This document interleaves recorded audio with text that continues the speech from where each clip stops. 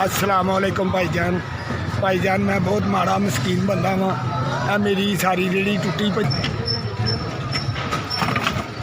देखो तो आप ही है जी, थले जा आप ही है जी, सारा टुट भज जी।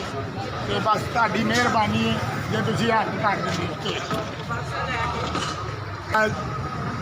जंग लगा सारी रेहड़ी टुटी भजन वाली है, फटे भी ये खराब ने, अगों सारे गोले गुले भी टुटे ने भाजी। बस सारा कुछ मेरा टुटा भजिया होने की वजह भाई जी रास्ते पैसे खा गए हैं। मेरे को सौदा लाने जोगे भी पैसे नहीं है। अगर तुम मैंने कर देंगे तो मेरे को दुआवां ही है जी। बस तुहाडे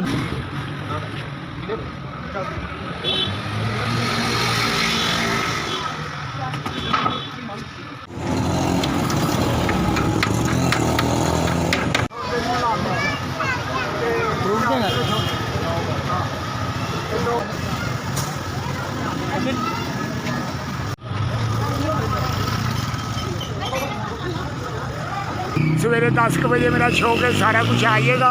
ताड़ी बड़ी मेरी मेहरबानी, ताड़े वास्ते दुआवां करता रहांगा। मेरे बच्चे रोटी खाएंगे तो तुहानूं दुआवां मिलदियां रहणगियां।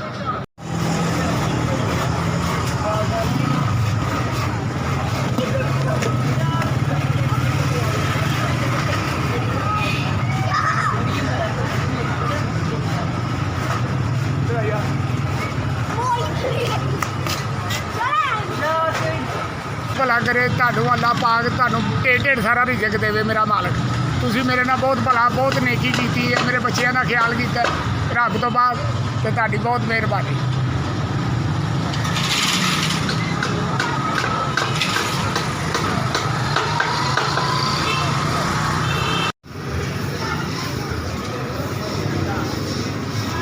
असने रंग रूंग किया तो यह सारा कुछ इनू बड़ा सोहना हो गया, तो तुहाडी बड़ी मेहरबानी।